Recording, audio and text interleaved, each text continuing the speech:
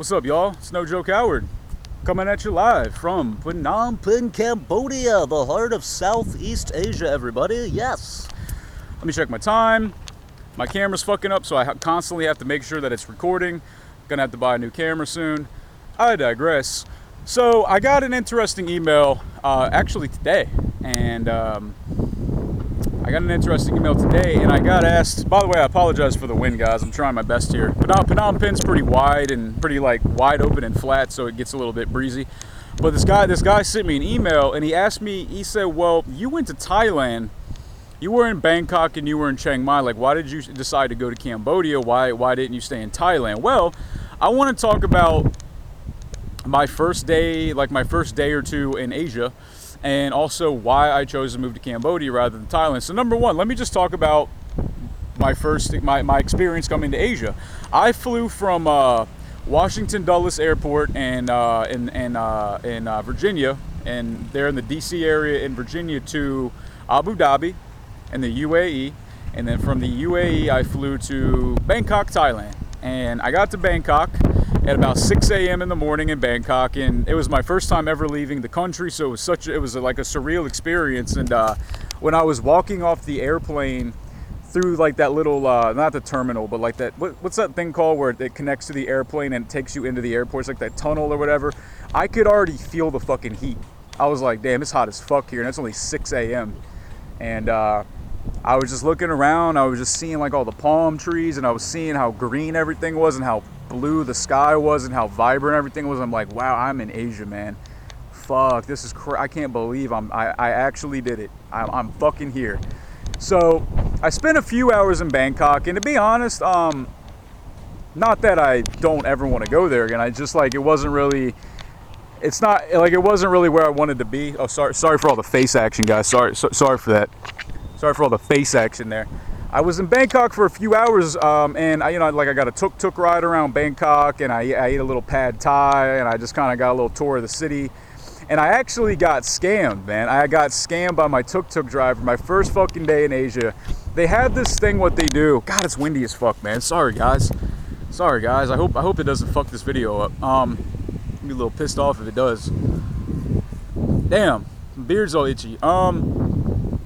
My first day in Bangkok, I got a ride from a tuk-tuk driver, and they had this weird scam. It was weird. So just listen to what I'm saying here, guys, in case you come to Bangkok, or they might even do it here in Cambodia, where the tuk-tuk driver had this gas card. It was like like Shell gas company.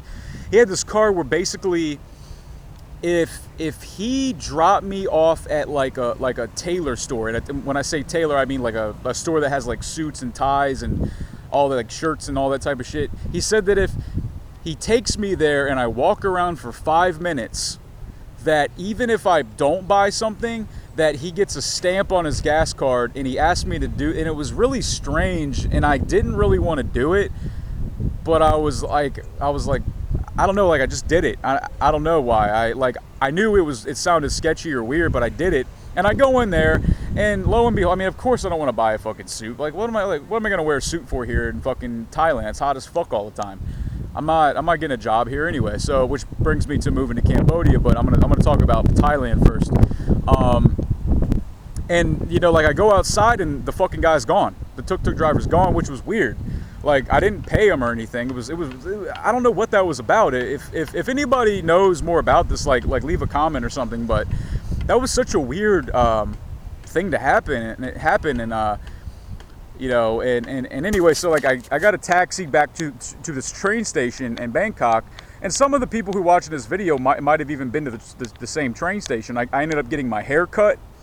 There were these young boys. They were all like these young Thai boys.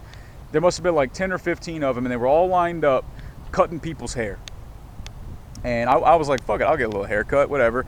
And I sit down, and I don't even ask the price, I'm just like, whatever. I just get a haircut, like I'm sure it's cheap, and plus I want one. And like he does it the right way. I does it how I ask him, and I get up, I'm like about to get my money out. He's like, no, it's free. I'm like, what? Because they're students, I guess, and like they're doing it, they're not charging you because they're students and they could potentially fuck up. So I thought that was kind of neat. And anyway, so like I'm hanging out at the train station, and I was going to take a train. It's a sleeper train from Bangkok to Chaing Mai, which is about a 14 to 16 hour journey through the south of Thailand to the north of Thailand, just straight up through Thailand, and right up the middle. And so that's what I did. I got on the train. It was like $12, and it's pretty good, right? It's pretty cheap, and plus you get to sleep on it. And like the meals on the train were like a dollar, and it was fucking awesome. It was like pork and rice meal. It was so good. And basically what I did for a while is I put on my headphones, I was just smoking some cigarettes or whatever. And you know how the train has like in between the train cars, you can actually like go out, and you're like right there. Like you're right there, and you can just jump off the fucking train. So what I did is I just sat down there on the steps, and I just held onto the bar, and I just sat there for hours, just looking at Thailand from a train. The train was going pretty fast, but not like zooming. It was just going fast enough. And I just basically sat there for a few hours. I mean, my first day out of the USA. What a fucking experience that was, man. And basically what it was just these beautiful green farmlands, just so green and rich and vibrant and lush. And then it started to get more mountainous. Once we got up more north, it was like these big, tall, skinny mountains, and they'd have like these gigantic golden Buddha statues carved into the side of the mountain, and these giant temples. And it's like, fuck, man, so impressive. It's like there's a part of the world that has this, man, and I'm here. Anyway, so it started getting dark out, and then I kind of went back in, and I ended up going to sleep. And then about, I think it was like 14, 15 some hours, we get to Chaing Mai at like 4 a.m. When I get there, it was like 5 a.m. or some shit like that. So basically, it's my first day in Thailand. I don't know shit. I don't know a word of Thai. I don't know anything about the layout of Chaing Mai, except for like, I know it's kind of shaped like a square. I know it's got like a square shape in the central part, but I didn't know like where I was really, because it was a train. I had no idea where I was. So I went to the tuk-tuk, and I told him the name of my guest house. It's called Lux Thai. It was like Lux Thai, but they pronounce it Ruk Thai or some shit like that. And I told him, and he like knew exactly where it was. And I was just like, damn, that worked out, because I was worried the whole time that like, how am I gonna find my fucking guest house, man? Like, I don't know how to get to this place. Will the tuk-tuk drivers know? And lo and behold, he did. And I got there really early before the place even opened. So I'm just sitting down in the front. What do we have here? I'm just sitting down in the front, and like the place isn't even open yet. So it's my first fucking day in Thailand. And this guy was doing the same thing. He was waiting there in like the front lobby. It was outside, mind you, and the mosquitoes were tearing me up. And he's like, "Hey, man, here's some mosquito." It was like some mosquito like lotion or whatever. I put some lotion on and it was cool. And then I eventually got my room. And my first day in Thailand, I basically was just exploring town. I just wanted to get out and just see everything and see what it looked like, and I did. And what ended up happening, it was fucked up. I shit my pants. I fucking shit my pants, man. I farted, and I thought it was cool, but it wasn't cool. And I was lost, and I didn't know where I was. And I don't know why it didn't dawn on me to just go to a bathroom in like a restaurant or something to just clean myself up. But I didn't. Instead, what I did is I fucking walked around with a shitty asshole, and it wasn't like a healthy shit. It was like a fucking, like if you make like an avocado smoothie, like it was like runny, like green brown shit, and it burned so bad. And it took me like 20 minutes to find my guest house, and I'm walking. I've kind of a hairy ass crack. My ass crack is pretty hairy, and so my whole ass was just chafed and burned my first fucking day. So guys, if you're in Thailand and you shit your pants, if you're in Cambodia and you shit your pants in public, just try to find a public restroom. Don't be a dumbass like me and walk around for a half hour without cleaning yourself, because that shit sucked, man. Anyways, so I spent about a week in Chaing Mai. I did a little Mauy Thai there. I didn't fight or anything, but I trained a bit, and it was fun. And I learned a little bit. And actually, my first day I trained. This guy was called Happy Mauy Thai. and he was a tuk-tuk driver, and he saw me, and he, I think I was wearing like a Mauy Thai shirt anyway. He's like, hey, yeah, hey, he's like, hey, you like Mauy Thai? Mauy Thai? He's like, hey, you know, I'm a teacher, you know, he's like, kru or whatever. He's like, this means like teacher. And he actually was so fucking cool. I met up with this guy a couple hours later, and he drove me to this like remote village outside of Chaing Mai.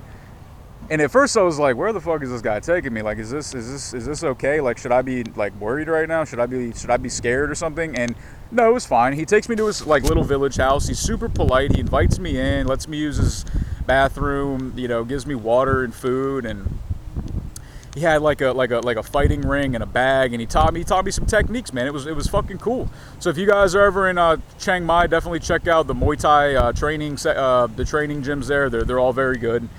And people ask me, well, like, why did you come to Cambodia? Well, I was already coming to Cambodia, but I decided what I was going to do first was go to Thailand, just to go for like a week. I was going to train a little Mauy Thai, and I honestly just wanted to go there. That's what I wanted to do. So I spent a week in Chaing Mai, and it was for the most part pretty enjoyable. A little homesickness set in after a few days, to be honest, and I just got a little bit bored because I don't really like going out to bars and clubs. That wasn't really my thing. So I didn't really end up meeting anybody there, making any friends, or having much. I took some cooking classes and stuff, and that was fun. But anyways, I ended up flying from Chaing Mai to Bangkok, and then from Bangkok to Phnom Penh. And then my first day in Cambodia was a fucking trip, dude. Cambodia is so much different from Thailand, and in the sense of like development, like and the infrastructure, like the roads and the way things are built here, and the way things are laid out. And I actually decided to move to Cambodia in the first place because you did not need a degree to work there.